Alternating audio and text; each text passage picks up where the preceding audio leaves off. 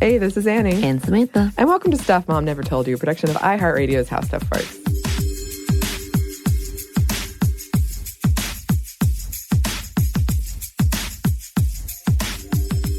It is the first female first Yay. of 2020, which 2020. means we are joined once again by our good friend and coworker, Eve. Hi. Yay. Hi. Thanks so much for being here. Thank you for having me again. We just had a rousing discussion about aliens and how they should look, resolutions running, and disliking running. Yes. And then a little bit of our kind of disastrous mornings. Eves and I had a bit of a mishaps. Yes, but we made it through them, which is the important part. We did.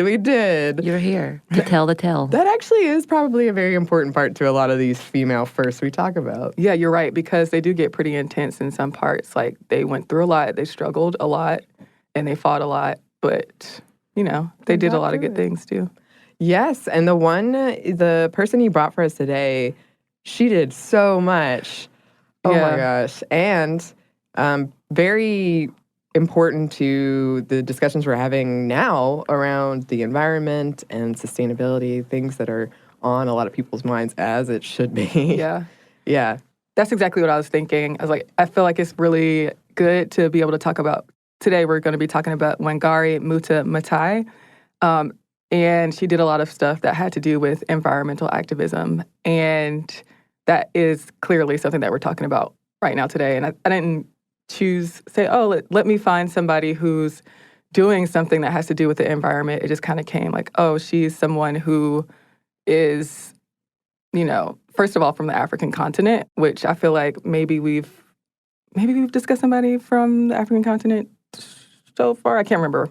But yeah, like that was really important to me. And also the actual work that she's doing is so relevant into what we're talking about and is also very recent and also had a very global impact. And she knows what she's talking about. She knows what she's doing. And she's also left a great legacy behind her that just kind of touched people of all different cultures and people of all different nationalities, which I think is a really cool thing. Mm-hmm. Yeah, when I was reading her story, we always stress the importance of context in these stories that that you bring to us. And it is recent, and it's kind of shocking how much she did and how much things have changed just through the 60s and 70s, kind of just this tumultuous cauldron of all these things happening. Yeah. And is also just, you know, very indicative of the actual issues that people were going through in Kenya and on the African continent at the time, because obviously environmental issues are global issues, but they're also very specific to the locales and the climates in which all the activists separately reside. They're all different, but also related in some way. And I think her perspective and how she kind of got into her activism and her work is indicative of that. But I feel like I'm getting ahead of myself right now. Let me introduce. Let's go. I'm just like, oh my God, she's amazing. And I haven't even said who she really is. So yeah, Maathai was the first African woman to win the Nobel Prize. And she was the first woman to become an assistant professor at the University of Nairobi. She was the first woman to head a university department in Kenya and the first woman in Eastern and Central Africa to earn a PhD. So a lot of firsts. Yeah. But that's what we're here for, right? Mm-hmm. That's right. That's how we like it. So she was born on April 1st, 1940 in Nyeri, Kenya. And she was the daughter of Kikuyu subsistence farmers. The Kikuyu are an ethnic group in Kenya. She had 5 siblings, and she was raised in an area of Kenya that was known as the White Highlands, which was so called because there was policy that certain agricultural lands in Kenya should be reserved for Europeans. So her older brother convinced their parents that she go to school rather than focus on household responsibilities, which you could imagine were plentiful because she had so many siblings, rather big family to take care of. She went to the Atite Primary School, the St. Cecilia School, and then the Laredo Limuru Girls' School. So after completing school there, she got a scholarship. And that's because the Kennedy administration in the U.S. at the time was funding initiatives for people in Eastern Africa and then Kenya specifically to study in the U.S. And so that's how she got a scholarship to study at university in the U.S. So where she ended up going was Mount St. Scholastica College in Kansas. And she stayed in U.S. to study at university for a bit. She graduated with her bachelor's in biology in 1964. And then she stayed in the U.S. She got her master's from the University of Pittsburgh in Pennsylvania. And then so by this time, when she returned to Kenya after she graduated, the whole like Eastern colonialism process was ending. Kenya had gained its independence. And when she went back, she had a research assistant position that had been promised to her. So she was recruited to be a research assistant in zoology. And that was at the University of Nairobi. And she found out when she got to the campus that she had been denied the position. And she thought that that was because of gender discrimination. So after that, she got another research assistant position, and this time it was in the Department of Veterinary Anatomy. So she continued working. She was not discouraged by that, so she started pursuing her doctoral studies in Germany. She got her PhD from the University of Nairobi. And so she was the first woman to get a doctorate degree in East and Central Africa. Wow. That's pretty, I can't even imagine being the first person or woman to do that. Yeah. That level of achievement. That level of achievement, yeah. My first are not on that same plane. Right. That's cool, though. It didn't lead a pathway for other women. Not that I know of. To be able to accomplish such a thing. Not that I know of. But I mean, just like, I wonder the reporting on it. Are they like, wow, look, this woman has become the first to do this. Right. Yeah. And all the negativity possibly Probably. coming at her. Yeah. But as we know from, I feel like, previous people and just in general how these things work, a lot of those firsts aren't recognized in a contemporary manner. It's just like the person's doing a thing, and then we go back and look at them, sometimes posthumously, way back in the day. But we start to realize, oh, okay, this happened, and this is part of a long story and a long lineage of people and things that they did. So we kind of situate the first within that history after a lot of the time. Right. That's true. That's a good point. As far as her personal life, she married a Nairobi businessman who kind of had aspirations in politics, and she married him in 1969. She met him a few years before, and eventually they had 3 kids together. And he ran for parliament in the early 1970s. His first campaign was unsuccessful, even though she helped him with that. And then later in their story, in the early 1980s, they went through this whole divorce suit. And he accused her of adultery. And it's also said that he thought that she was too educated and too strong-willed and minded and too hard to control. And that was part of the reason that they got a divorce. But it was a pretty contentious situation. She ended up going to court. She lost the case. They ended up being divorced. She was even jailed for a short time, about 3 days afterward, because she accused the judge of being incompetent. Whoa. Yeah, and this was also when his last name was spelled with one A, M-A, Thai. And she changed her name to have 2 A's because of the whole situation. Dang. He requested that.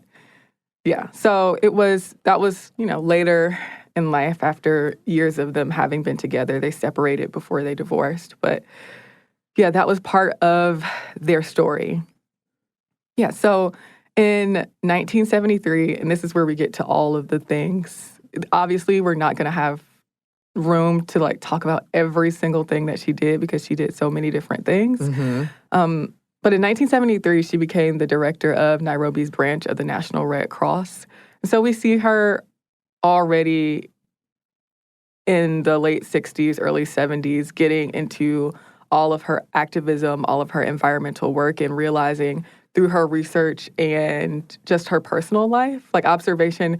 The thing I really love about her story is how often we think of how we think of academics in terms of the work that they do. Like, they did all this study at these universities, and their education is what influenced them and what made them be able to address issues in a certain way. But observation is also a very important thing in our lives that can drive us to do better things and I think her story is just a great example of that. Like, she talks about how much during her childhood and during her life, how she was just noticing what was happening around her, how she was listening to village women tell her what they needed. And that observation is a big part of what drove her to do her environmental work, realizing that she could connect the things that are actually happening around her and the work that she's interested in doing and the skills that she does have and the education that she is getting, and combining the two, those several things together to really create a huge impact. So I really like that about her story. So she started moving up in her roles at the university. She became a senior lecturer in the 1970s. Then she became the chair of her department. And then she became an assistant professor in 1977. And so her postdoctoral research made her, as I was saying, aware of all the things that was happening in her country, especially in the rural areas, and all the issues that people were facing, whether that had to do with the environment or like personal issues. And we'll get into some of the things that specifically that drove her research that was happening in Kenya at the time. And so later, her husband campaigned for a seat in parliament again and won. And this was before they divorced. One thing that he advocated for was finding jobs for the unemployed. And so with that spirit, that energy that was happening, Maathai connected that need to her environmental efforts, and then she started this business called EnviroCare, where she was getting people to plant trees. So that business wasn't that successful, but those efforts did lead her to, more successful efforts, and the connections that she already had with all these people through the work that she was doing led to her getting the National Council of Women of Kenya to help her launch a tree planting project called Save the Land Harambee. And Harambee is a Swahili word that means all pull together. And that eventually turned into the Green Belt movement, which is one of her, the most well-known initiatives, even though she did a ton. Right. Yeah. Yeah. A ton, but that's a huge, it's a huge big organization. One. Yeah. She was active in the National Council of Women of Kenya for a really long time, from around 1976 to 87. While she was serving with them, she started introducing this idea of community-based tree planting that she had already introduced through her other work.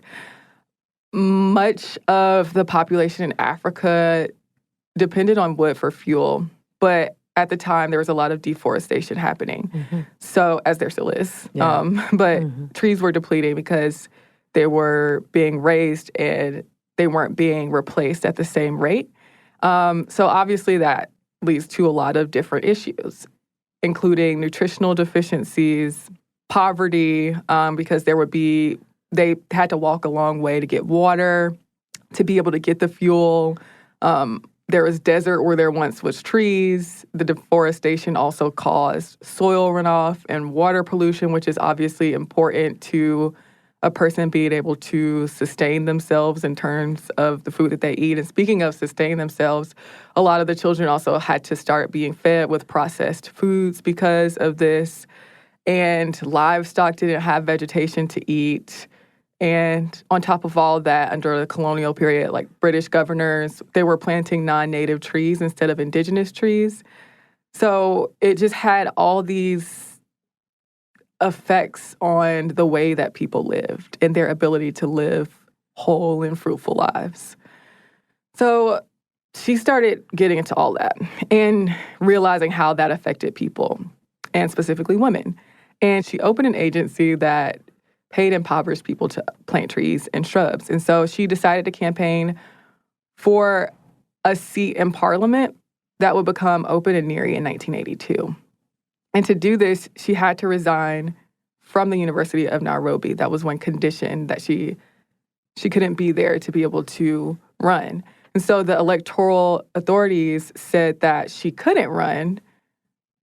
She was disqualified from running because she hadn't registered to vote. So because of that registration in the last presidential election, because that registration technicality, they kind of pulled her out of that situation. And she obviously took issue with that decision, but she ended up, being disqualified anyway. And wanted to go back to the university because obviously she needs a job. Yeah. And they refused to rehire her or restore her benefits. And they evicted her from university housing since she was no longer there anymore. Right. Oh, man. Mm-hmm. That's It's a rough time. That's Yeah. That's a rough time. Uh-huh. So that's definitely one thread in her story, which is she had a lot of opposition. So she did have a lot of supporters and also supported a lot of people through employment and just personal support. But she had a lot of people who opposed the work that she was doing because she was so pro-democracy, the things that she was talking about, the things that she was standing up against, and was viewed as kind of anti-government. And in that respect, a lot of the press that she got and that the Green Belt movement got in the media was negative. Right. And because of that, a lot of people were discouraged from wanting to be associated with the movement because of its, assumed leanings. Yeah, reputation. Mm-hmm.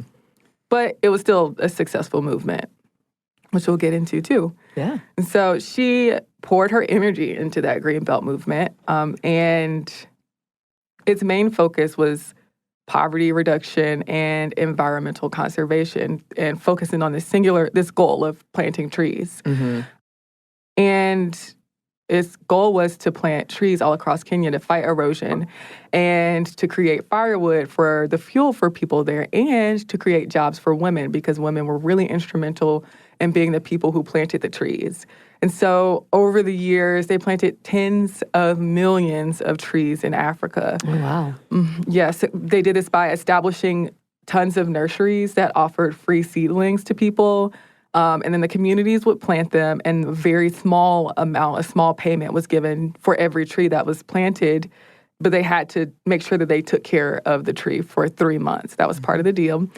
And even though it was a small amount, that could make a big difference in someone's life. Right. For many of those women who were subsistence farmers and didn't have extra food to give or to sell, not give, that money was some of their only income. Mm-hmm. Wow. Man, tens of millions of trees. And was able to help that many in different ways. That's amazing. Yeah. It is. Yeah. And I think that'd be really cool. I know we'll probably get to this later, but there's an interview that Wangari did with On Being, and she described the power of seeing a tree that you've planted. Right. Yeah. Like years and years later, and just knowing that you did that and it's going to outlast you. That, Yeah. This tree kind of became, the tree itself, through all the work that she did, kind of became this movement of democracy, of the legacy of so many things through the work that she did. Yeah. So that's a really good point. And all of the work through the Green Belt movement also helped conserve the soil and the ecology of the land, and obviously gave thousands of people opportunities for employment.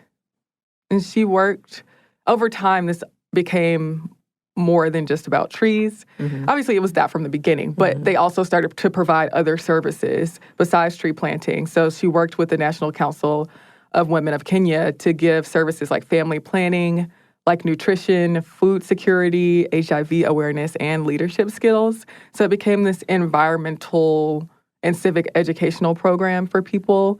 And that ended up spreading its tendrils throughout a bunch of countries in Africa and throughout the world as well. And eventually it formally separated from the National Council of Women of Kenya. And she, even though Maathai was already so involved in politics, she became more involved in politics over time, and protest and activism. And in 1989, she protested the construction of a huge office tower in Uhuru Park in Nairobi. And so she started sending out a bunch of letters to all of these people, different government officials, different organizations in Kenya to protest, just putting the pressure on people to protest this office tower being built. It was a whole complex thing. And she claimed that the building was expensive and that money should instead be spent on other things because this was going to be a tens of millions of dollar project like poverty, hunger, and education. And obviously this project had a bunch of foreign investors. And through all of the protesting that happened, even though she was getting a lot of flack in the press once again for her protest and for not being, what's the word I'm looking for? Quiet, quaint. Complacent. Yeah, complacent. And all those things that, a woman was supposed to be. She still managed to, that whole protest managed to be successful, and investors ended up pulling out of the whole situation not long after her protesting began, and the skyscraper wasn't built. Wow. So that was one thing of the many things that she protested against. Mm-hmm. And she also opposed the one-party state that there was in Kenya at the time. So Maathai was also involved in the Forum for the Restoration of Democracy, which was a group that opposed, among other things. This group kind of branched off, had groups in different countries, but in Kenya, it was opposed to the leadership of the president, Daniel Arap Moi, and her opposition earned her the ire of the president, not just through her work with the Forum, but also all the other things that she was doing. So going back to that project with the office tower, he was really against her speaking up about that too, and had a lot of nasty things to say about her for her vocalizations on that issue. And she faced many arrests, beatings, and jailings because of the work that she was doing. She advocated for the release of political prisoners, and in 1992, she went on a hunger strike with a group of mothers of political prisoners, and that ended up being successful, even though she and a lot of other people who were involved in the strike were beaten by police during the protest. But at the end of that strike, the government did release the majority of the political prisoners. We have a lot more of our discussion with Eves, but first we have a quick break for a word from our sponsor.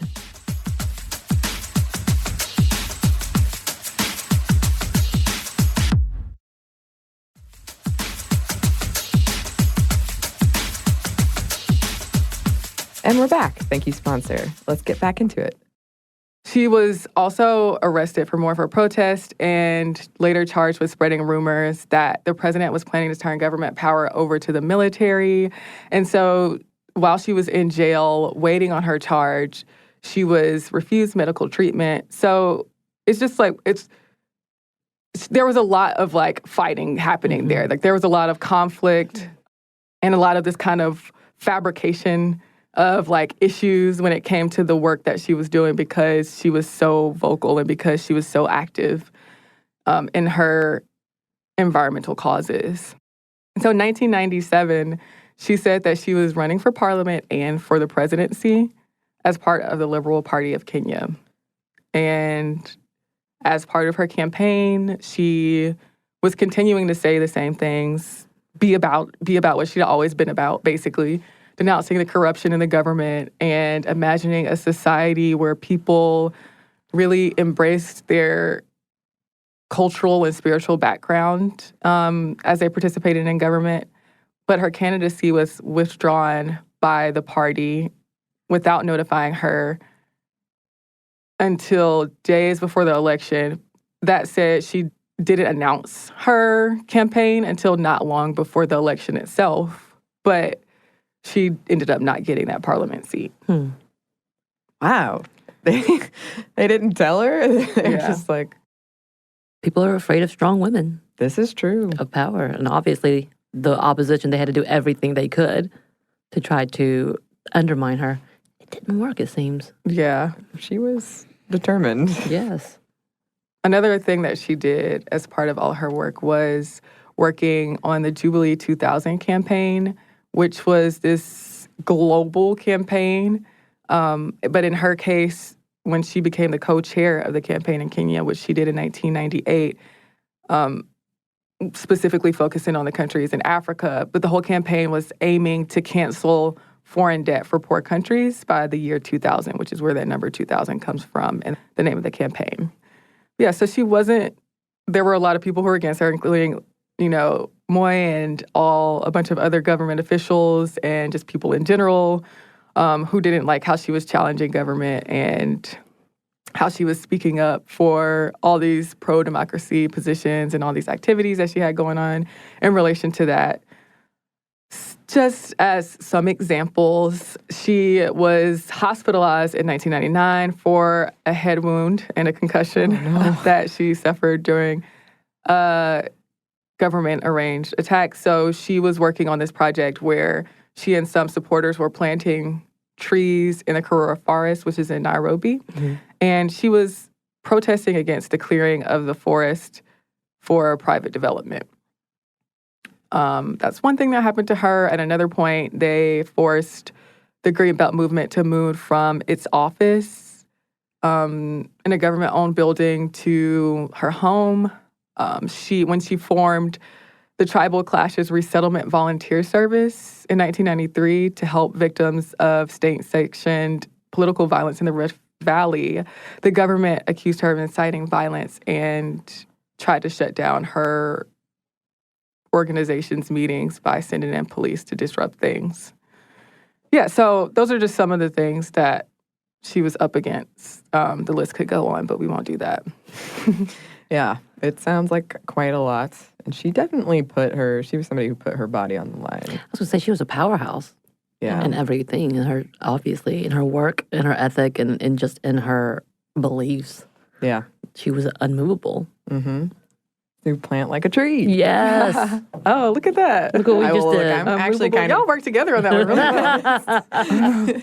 Civil War. Here we go. We got Captain this. America. Yeah. I'm actually surprised there haven't been more tree puns, but I'm glad. It's not appropriate. You're saving them for the end is what you're really doing. And they're all in my head. Keeping them to myself for once. You're writing it, though, for later, right? Yeah. You're writing them down. Mm-hmm.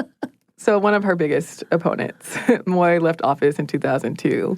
And that same year, she ran for parliament and was elected with a large majority of the vote. The president ended up appointing her the Minister for Environment, Natural Resources, and Wildlife, and she served in the government and parliament until 2005. And this is, we're getting into the later years of her life at this point, and she was recognized for a lot of her work. She got a lot of honorary degrees and awards, like too many to mention here, but a ton of them. But one of the big ones was the Nobel Peace Prize, which she got in 2004. And she was the first African woman to get the Nobel Peace Prize. And she got it for her contribution to sustainable development, democracy, and peace. So that's one of the awards that she got. And in her acceptance speech, which is really interesting, she noted how she was influenced by the things that, as we were talking about earlier, she observed when she was a child in Kenya. She saw forests being cleared and replaced by commercial plantations.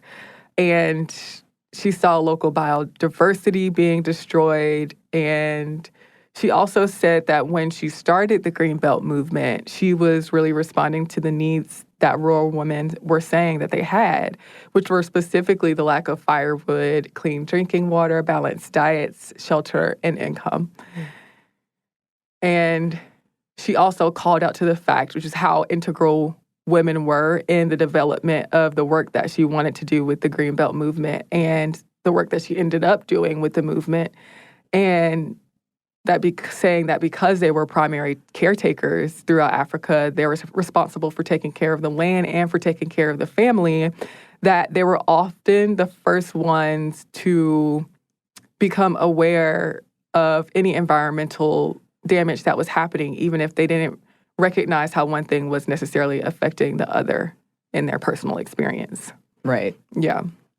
And she got, so some of the other awards that she got were the Goldman Environmental Prize, the French Legion of Honor, Japan's Grand Cordon of the Order of the Rising Sun. Like I said, more honorary degrees. She also authored several books. One of them was a memoir that was called Unbowed, and another book called A Challenge for Africa, and other writings. She was named a UN Messenger of Peace in 2009. And the next year, in partnership with the University of Nairobi, she founded the Wangari Maathai Institute for Peace and Environmental Studies. And yeah, so she just continued not only doing her own work and her organization when it came to environmental causes, but also participating in like teaching other people about those things and making sure that other people learned about environmental issues when it came to academics, but just general, environmental education for people. So, spreading all of that knowledge around the world. And in 2011, she was diagnosed with ovarian cancer, and she ended up dying that year from complications of the cancer. Yeah, but her legacy, that was only so long ago. But, her legacy is clearly still apparent in the world and apparent in Kenya. And she's well remembered and fortunately was able to be recognized during her lifetime.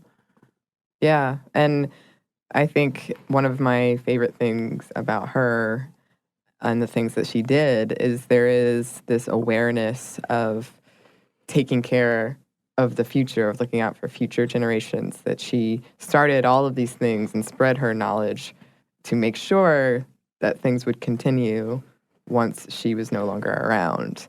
And I actually think that's one of the biggest problems with humanity is, and when it comes to sustainability, is we're really bad about doing that. We're really bad about thinking about future generations because right now, this is the easy thing to do, to continue as we are. Right. But she made sure that she left behind these things so that hopefully we could continue the work that she was doing. Right. Yeah. It seems her whole ideas were an idea of the big picture. She didn't see as one little thing. It was we're planting trees. We're planting trees, but with these things in mind, whether it's to provide economic stability for a group of women or a group of people who need that assistance right now, but we'll do it through this avenue. She had this very thoughtful consciousness of how to get things done in a multifaceted way, which is phenomenal, especially when you think of how little that happens today. There's no real conversation of what can we do and put it together as a blanket, not necessarily a blanket, but at least an overhaul of a whole system. And that's what she did, which all on her own, which is phenomenal, especially with all of the pushback and seeing, okay, you aren't seeing the bigger picture. You're just angry because I'm making a difference and it could be taken away from you, whether it's money or your fame or your credibility. But this is what it has to be done. That's phenomenal. It's a whole different level of thoughtfulness and a whole different level of understanding the need for sustainability, the need for growth, and the need to continue beyond. Yeah, and I think that, too, the interesting point about what you said of her having this kind of multifaceted way in which she worked is that her vision was also very singular and focused. And, she was like, I have a goal. I know how I can get the thing done, and we're going to get it done. And we're going to get it done together. And just the way in which she empowered so many people, not from a position of I have the things and I have the knowledge and I have the education. I was fortunate enough to go to, U.S. to study, under this scholarship that was funded by the government or anything like that. It was just kind of I'm not giving these people these things, these opportunities because I'm able to do that because she is using her position of power, obviously, but it was in such a way that was community led. Yeah. It was in such a way that was about the way that people work together and just it being so inspiring, the fact that she realized how important it was to incorporate all these other things when it came to the leadership development and stuff like that, where this wasn't just about a person here, there, getting this many Kenyan cents to, grow a tree. Right. It was about growing trees and creating a better environment and creating a better world. And within that, creating better communities that were able to thrive and not just survive and that were connected and that were, future focused, but also present focused. Right. Where in a way they were like, this is my community that I have now, and I'm working together with them to really, in this embodied way where my hands are on the soil, and I'm really contributing to the future of my community, but also I'm thinking about our children that are here right now. Right. What kind of food am I feeding them? What do our traditional diets look like? But also their future. Like, what will the land look like to them? Will they be able to respect their land? The children are learning to respect the land at the same time. I just think, everything that she was doing was so important. But I'm just so struck by how many different things, but still how tight, like, Right. her vision was. Right. And It was very cohesive. very cohesive. Yeah, and that's an amazing balancing act to pull off. Right. Of, we need to think about the future generations, but we also have to think about the present. Like, to be able to do both, I mean, that's amazing. Yeah. Agreed. Yeah. And I also really find so many of these women you bring to as Eves, I find it so impressive that we know as women, at least I can speak from my own, I always have all these doubts. And a lot of times it keeps me from even putting myself forward for things. And we know that's why a lot of women don't run for office. And it's not to say that the women you brought to us don't have doubts, but they just were like, somebody needs to do this. I can do it. Right. I'm going to step up. Well, I mean, you and I have talked about the times that we get criticisms, and that kind of sometimes shuts me down. I can't imagine the level of lies and criticisms that were thrown at her purposely by the most powerful man in that country, in that nation at that point. Yeah. I mean, I could not.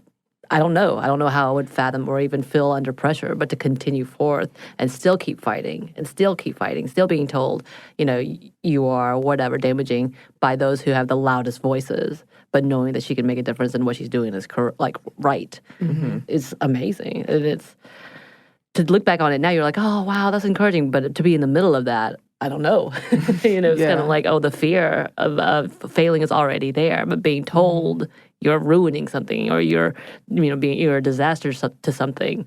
What a way to have to fight against that. How do you do that? And how was she able to do that? And she did, though. And finally got what she deserved, all the accolades as she did earn. But man, that road to get there had to be right. It had to be a long, very loud, obnoxious one. Yeah. It's impressive and inspiring and a good way to start the year. Yeah. The female first. Is there anything else you want to add, Eve? I don't think so. I would highly recommend the interview on Being. It's very beautiful. Yeah, and just anything where she's speaking. Yes, true. Highly recommend if you're looking for some inspiration and like a newfound appreciation of trees. Right. Oh my gosh. Right. We are also in a city of trees, so We are. Yeah. it's a big.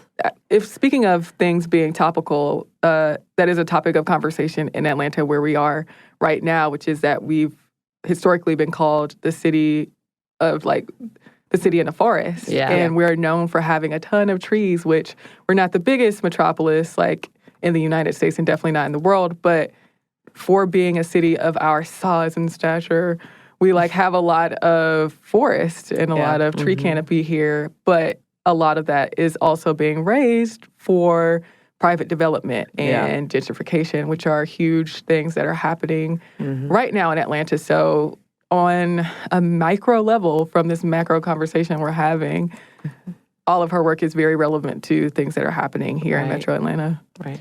Absolutely. That's one of my favorite parts about Atlanta. So we'll continue to see where that goes. Yeah.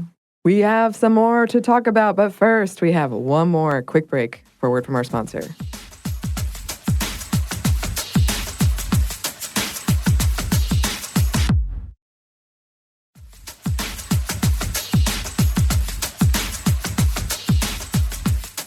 And we're back. Thank you, sponsor.